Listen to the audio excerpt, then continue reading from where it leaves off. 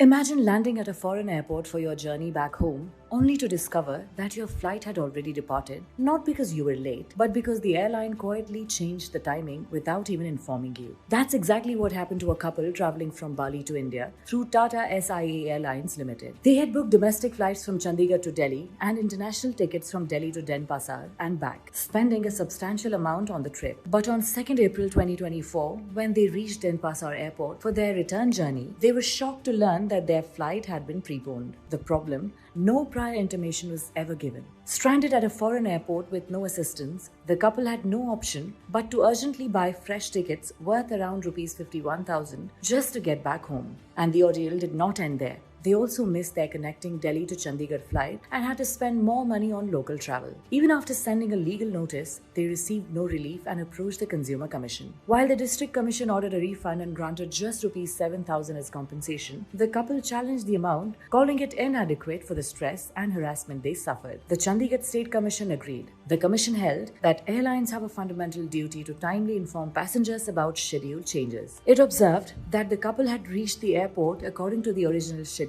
only to find their tickets useless because the airline had changed the flight timing without notice. Calling it a clear case of deficiency in service, the commission said the passengers suffered immense inconvenience, financial loss, and mental agony after being stranded abroad without support. The compensation was enhanced from Rs 7,000 to Rs 50,000, along with Rs 15,000 litigation costs. The airline was also directed to refund Rs 58,641 with 9% interest. To stay informed about your rights as a consumer, stay tuned to Lifelong.